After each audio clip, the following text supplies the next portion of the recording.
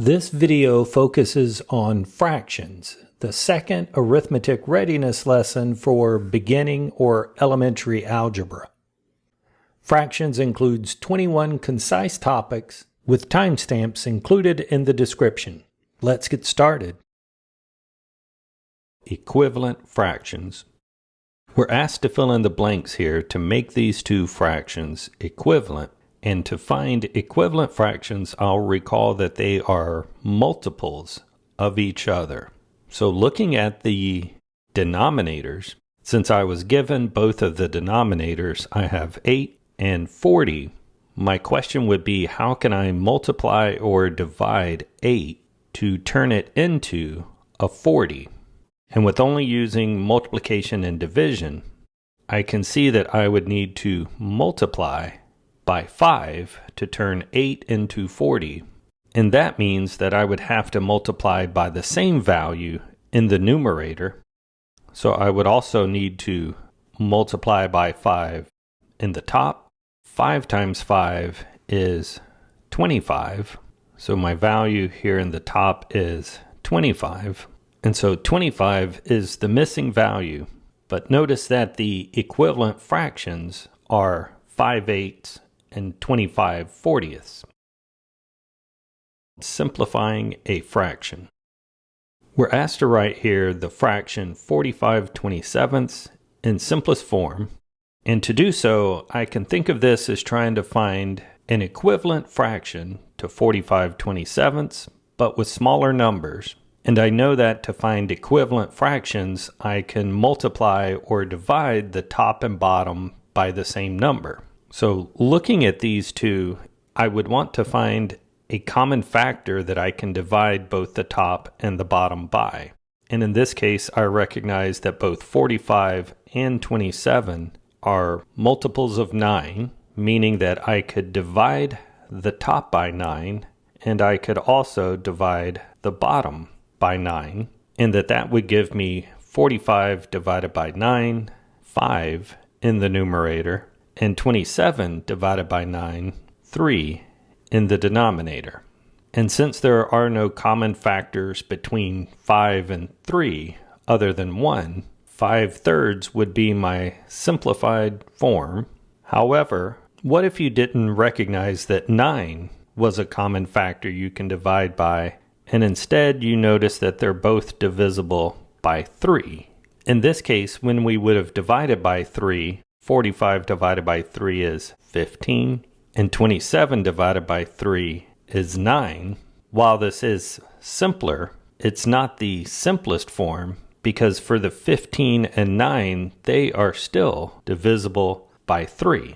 So I would need to divide once again by 3. 15 divided by 3 is 5, 9 divided by 3 is 3, and we recognize this as the simplest form for this fraction. Addition or subtraction of fractions with the same denominator. In this example, we are adding 4/8 and 1/8, and as promised in the description, these fractions have the same denominator, 8, which tells us that when we add these fractions, our denominator will still be 8, and to find our numerator, knowing that the denominators will be the same will allow us to add or subtract the numerators as we normally would. So 4 plus 1 is 5. We weren't asked to simplify, but 5/8 is in its simplest form. There's no common factor that divides evenly into both 5 and 8, so 5/8 is our answer. Addition or subtraction of fractions with the same denominator and simplification.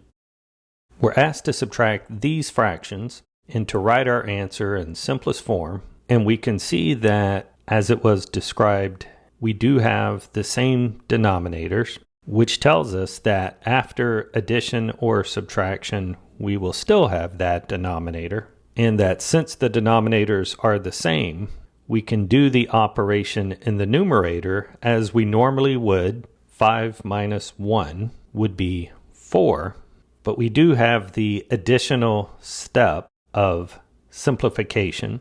Looking at our numerator and denominator, 4 and 12, I can see that they're both divisible by 4. So I can simplify by dividing the numerator by 4, as long as I can also divide the denominator by 4. In the top, 4 divided by 4 is 1, and in the denominator, 12 divided by 4 is 3. This is in simplest form, since there's no other numbers that divide evenly into the numerator and denominator, so 1/3 is our solution. Finding the LCD of two fractions. We're given the fractions in this example 11/20ths and 1/70th, and the least common denominator will be the least common multiple of these two denominators, 20 and 70. And so finding the least common multiple, I can just list out the multiples until I find the smallest one that they have in common. And sometimes it's easier to start with the larger number, here 70, and say 70 times 1 is 70. Is that a multiple of 20? And here it's not, because 20 times 1 is 20, 20 times 2 is 40, 20 times 3 is 60, and 20 times 4 is 80. So you can see that the multiples of 20 skip over 70. So that means I'll need to keep going. The next multiple of 70 is 70 times 2, which is 140. Is that a multiple of 20? And here again, if we continue, 20 times 5 is 100, 20 times 6, 120, 20 times 7 is 140. So we have found the smallest multiple that they have in common. So for these two fractions, our lowest common denominator is the lowest common multiple of those two denominators, 140. Introduction to addition or subtraction of fractions with different denominators. And in this example, we're adding 2/5 and 1/2. And since we have different denominators here, 5 and 2, we will need to first identify the lowest common denominator, which is the smallest multiple of 5 and 2 that they have in common. And if we were to list out the multiples of 5 and list out the multiples of 2, we would see that 10 is the first multiple that they would have in common. So my goal here is going to be to rewrite each one of these fractions with a denominator of 10. And to do so, I can recall that for equivalent fractions, I can multiply the numerator and the denominator by the same number. So how can I turn a 5 into a 10? I can multiply by 2. And if I multiply the denominator by 2, I must also multiply the numerator by 2. 2 times 2 gives us a 4. Doing the same with the second fraction, to turn a 2 into a 10, I would need to multiply by 5. And multiplying the denominator by 5 means I must also multiply the numerator by 5. 1 times 5 is just 5. And I can see here that what I've actually done is rewritten the problem that didn't have a common denominator as one that now does have a common denominator, meaning that I can keep that denominator, 10, and I can do the operation as normal for the numerator. 4 plus 5 is 9. 9/10 is in its simplest form, so 9/10 is our solution. Addition or subtraction of fractions with different denominators. In this example, we're asked to subtract these fractions and to write our answer in simplest form. And the first thing we notice is that we do not have a common denominator. So our first step will be to fix that. by first identifying the lowest common denominator between 5 and 7. And if we were to list out the multiples of 5, 5, 10, 15, and so on, and the multiples of 7, 7, 14, 21, and so on, we will see that the first multiple that they have in common, the smallest multiple, is 35. And now that we've identified the LCD, we can rewrite this problem with a common denominator by turning both of these denominators into a 35. And I can see that for the first fraction, I would need to multiply this 5 by 7 to get 35. If I multiply the denominator by 7, I must also multiply the numerator by 7. 7 times 3, a 21. And then for the fraction on the right-hand side, this 7 would need to be multiplied by 5, again, to get 35. And multiplying the denominator by 5 means I must also multiply the numerator by 5, giving me a 10 in the numerator. And notice what we've done here. We have taken the original problem and we have rewritten it in such a way that these fractions are equivalent, but now they have a common denominator.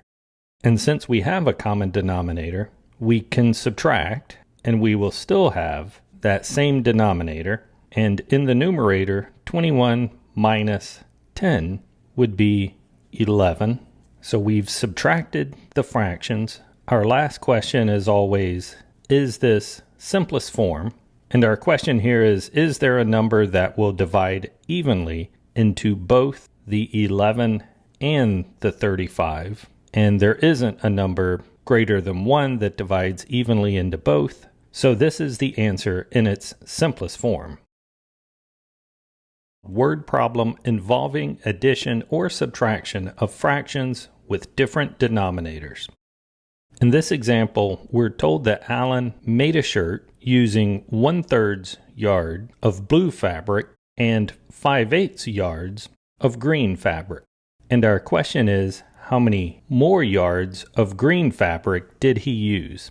So we can tell by the question that he did use more green fabric, and to find out how much more, we would take the amount of green fabric used, 5/8 of a yard, and we would subtract the amount of blue fabric used, which is 1/3 yards. And to do this subtraction, since they do not have a common denominator, I'll need to find the lowest common multiple of 8 and 3. That will be my lowest common denominator. So thinking of the multiples of 3, 3, 6, 9, and so on, and the multiples of 8, 8, 16, 24, etc., I can see that the first multiple that they have in common is 24. So my lowest common denominator is 24. To do this subtraction, I'll need to rewrite this problem with a common denominator, 24. And starting with the first fraction, I would need to multiply this 8 by 3 to get 24. So I will also need to multiply the numerator by 3, giving me 15. In the second fraction, I would need to multiply the 3 by 8 to get 24. Multiplying the numerator by that same 8, 1 times 8 is 8. We've rewritten the original fractions with their equivalent fractions. However, now they have a common denominator of 24, allowing me to subtract and keep that denominator, 24. And then in the numerator, 15 minus 8 gives me 7. Having done the subtraction, our question is this simplest form? And since there is no number that divides evenly into both 7 and 24 other than 1, this is in its simplest form. Product of a unit fraction and a whole number. In this example, we're asked to find 1/7 of 49. And the key here is that when we're taking a fractional part of another number, The word of can be translated as multiplication. We can also tell from the title, product means multiplication. So we are multiplying 1/7 and 49. And the first thing that we notice is that the 49 doesn't have a denominator, it's a whole number. However, we can rewrite any whole number as a fraction with a denominator of 1. So now that we've rewritten it as a fraction times a fraction, we can multiply in the denominator. And keep in mind that for multiplication and division, we don't need a common denominator, and we can multiply our denominators. 7 times 1 would be 7, and we can multiply our numerators. 1 times 49 is 49. From here, we should always simplify our fractions if possible, and 49 divided by 7 simplifies to just 7. This is our simplest form, so this is our solution. Product of a fraction and a whole number, problem type 1. We're asked to multiply here the fraction 8/9 and the whole number 18. And the first thing that I notice is that it would be easier to multiply fractions and fractions, and that I can always rewrite a whole number like 18 as 18 over 1.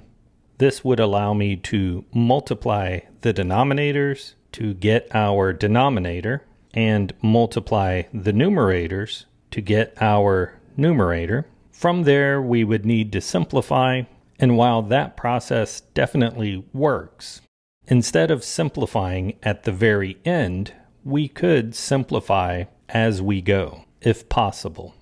The tool that we can use to simplify before multiplying is cross-canceling, meaning that not only can we look at the numerator and denominator to see if anything divides evenly in order to cancel, we can also look at diagonals. So the top of one fraction being multiplied and the bottom of the other. 8 and 1, there are no common factors that divide evenly into both except 1. However, looking at the other diagonal, I see 9 and 18. And both 9 and 18 are divisible by 9. So I can divide this denominator by 9 and this numerator by 9, and then rewriting, 9 goes into 9 one time, and 9 goes into 18 two times. So what we've done here is simplify before multiplying by cross-canceling, and from here we can multiply our denominators. 1 times 1 is 1, 8 times 2 in the numerator gives me 16. 16 divided by 1 is 16. So our solution in simplest form is 16. Introduction to fraction multiplication.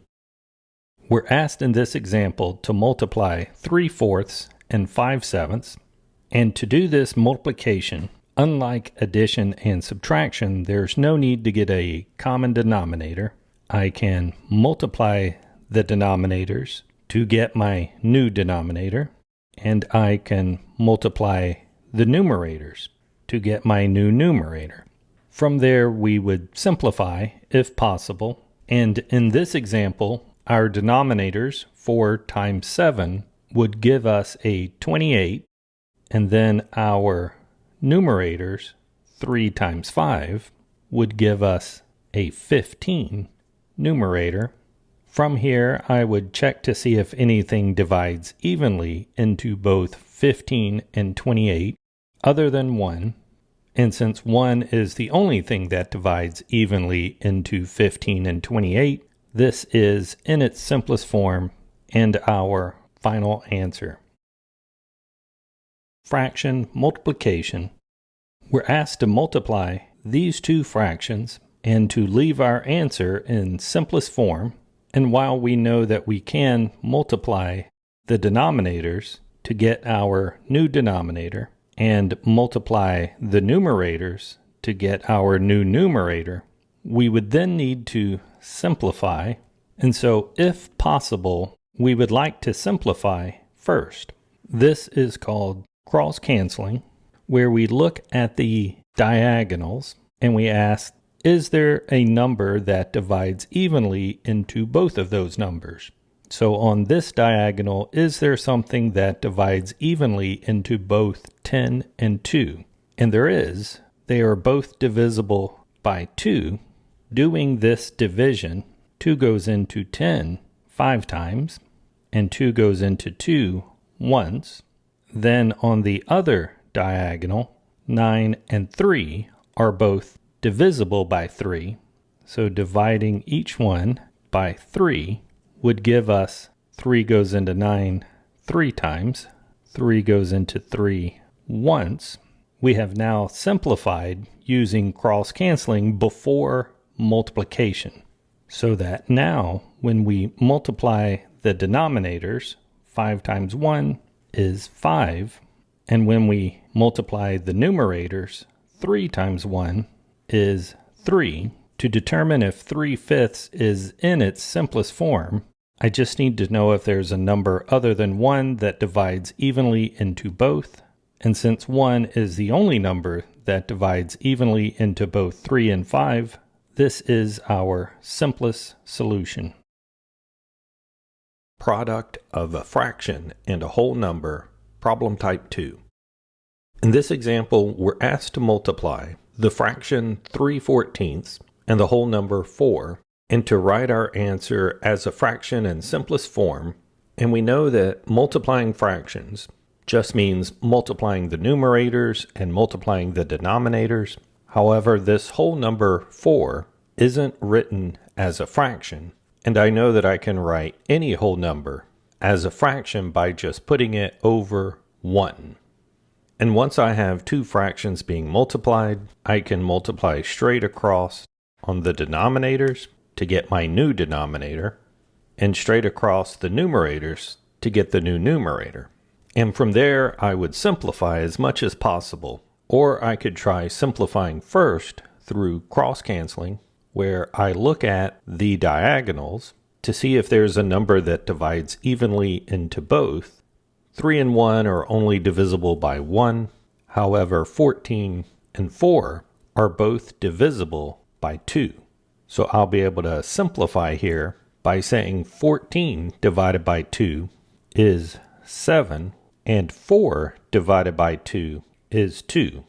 Now that I've simplified by cross-canceling, I can multiply the denominators. 7 times 1 is 7, and 3 times 2 is 6. And since the only number that divides evenly into 6 and 7 is 1, my answer is in simplest form. Multiplication of three fractions. In this example, we're multiplying and leaving our answer in simplest form. And the first thing that I notice is that the number 5 isn't a fraction. However, I can write it as a fraction by just putting it over 1. And from here, I can multiply numerators and multiply denominators and then simplify. Or, if possible, I should always check to see if there's an opportunity to cross-cancel, where one of the values in the numerator and one of the values in the denominator are divisible by the same number. And in this example, I see that I have a 5 in the numerator and a 5 in the denominator, and both of those are divisible by 5. 5 divided by 5 is 1. 5 divided by 5 is 1. So by doing that simplification first, multiplying the denominators, 1 times 1 times 13 gives me 13, and 1 times 2 times 6 gives me 12. And even though I was able to cross-cancel, I should check to see if I can simplify further. The only thing that 12 and 13 are both divisible by is 1. So 12/13 is in its simplest form. Exponents and fractions. We're asked to evaluate and write our answer in simplest form, and I can see that my exponent is 3, and that the value being raised to the third power is the fraction 3/5. And you can see that the parentheses are used here to make it clear that the entire 3/5 is being raised to the third power. And we know that the base is the number being multiplied, 3/5 being our base, and the exponent 3 is indicating how many times I need to write that base in order to multiply.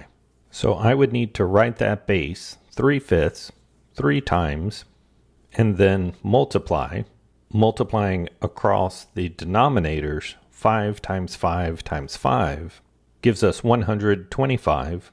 Then multiplying the numerators, 3 times 3 times 3 is 27. The only number that divides evenly into 27 and 125 is 1, so this is in its simplest form. Word problem involving fractions and multiplication. In this example, we're told that at a certain school, 6/7 of the students are girls, and that today 2/5 of the girls brought their lunch. The question then is, what fraction of the students are girls who brought their lunch today? And looking at the information given, 6/7 of the students are girls, 2/5 of the girls brought their lunch. So we're finding the fractional portion of another fractional portion. And to find a fractional part of something, we multiply. So we will be multiplying 6/7, which is the portion of students that are girls, by 2/5, which is the proportion of girls who brought their lunch. And when we multiply, we look for cross-canceling. Looking at the 6 and the 5, there's nothing other than 1 that divides evenly. Looking at the 7 and 2, there's nothing other than 1 that divides evenly. So there's no cross-canceling to be done. And for fractions, we multiply across the denominators to find our new denominator. 7 times 5 is 35. Likewise, we multiply the numerators to find our numerator. 6 times 2 is 12. From here, we would simplify if possible, but again, there's no number other than 1 that divides evenly into 12 and 35. So 12/35 is our solution in simplest form. The reciprocal of a number. And we're asked to find the reciprocals of these two numbers, 6 and 8/11. And for reciprocals, we know that multiplying a number and its reciprocal will equal 1. And I have them drawn out here to represent two fractions being multiplied. So I'm actually going to start with the second example here, 8/11. Because if I were looking for a number to multiply 8/11 by to get 1, I could just write the denominator 11 in the numerator and the numerator 8 in the denominator, and I can see that I would get 88/88, which is 1. So what that tells me is that the reciprocal of a fraction is just what you get when you flip that fraction. Move the number that was in the top to the bottom and the number that was in the bottom to the top. So the reciprocal of 8/11 is 11/8. For that first example, we have the number 6. But thinking of 6 as a fraction and being 6/1, to find its reciprocal, I move the denominator 1 to the top and the numerator 6 to the bottom. The reciprocal of 6, or 6/1, is 1/6. Division involving a whole number and a fraction. We're asked to divide here and write our answer in simplest form. And since we have both fractions and whole numbers, my first step will be to write them both as fractions. So I can rewrite 4 as 4/1, And from here, my process for dividing fractions is to turn division into multiplication. And the way that I can turn the division into multiplication is by taking the reciprocal of the fraction behind the division sign. So instead of 4 over 1, the reciprocal would be 1 over 4. And now that we have multiplication, we could cross-cancel if possible. And it's important to remember that cross-canceling only works with multiplication. But looking at these diagonals, either this way or this way, I don't have anything that I can cancel, but I can just multiply across the denominators to get a denominator of 24, and then multiply the numerators to get my numerator. 5 times 1 is 5. And since 5/24 doesn't simplify any further, it is in simplest form. Fraction division. And in this example, we have two fractions being divided, and my process for dividing fractions is to turn it into multiplication, leaving the first fraction as is, changing the division to multiplication, and taking the reciprocal of that second fraction. So the reciprocal of 8/15 is 15 over 8. And now that I have turned fraction division into fraction multiplication, I can cross-cancel where possible, and I see that on this diagonal, both 9 and 15 are divisible by 3. 15 divided by 3 is 5, and 9 divided by 3 is 3. Now that we've cross-canceled to simplify things, for multiplication, we multiply the denominators. 3 times 8 is 24. We multiply the numerators. 7 times 5 is 35. This fraction is in its simplest form, since the only thing that divides evenly into 35 and 24 is 1. So this is our answer in simplest form. Word problem involving fractions and division. In this example, we're told that a metal rod is 4/5 meters long, and it will be cut into pieces that are each 1/20 meters long, and we're asked to find out how many pieces will be made from the rod. And I'll start by just visualizing a rod. I know that its total length is 4/5 meters long, and that it's going to be divided into some number of pieces that are 1/20 of a meter long. To find out how many pieces, I'll need to take the entire length, 4/5 of a meter, and divide by the length of each one of those smaller pieces. Each one is 1/20 of a meter.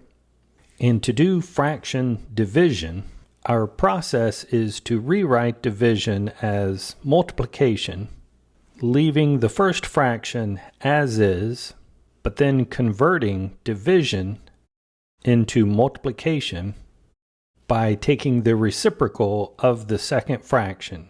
So moving the 20 from the denominator into the numerator, and the 1 from the numerator into the denominator.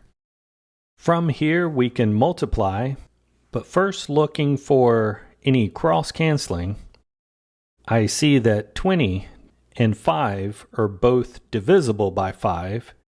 20 divided by 5 is 4, and 5 divided by 5 is 1.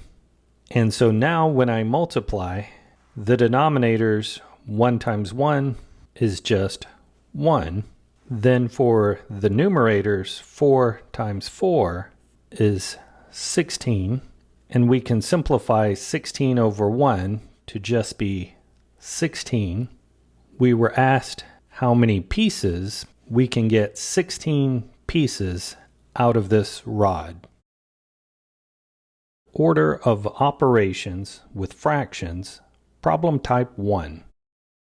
We're asked to evaluate this expression and to write our answer in simplest form, recalling that for order of operations, we would start with parentheses, but this expression doesn't have any parentheses.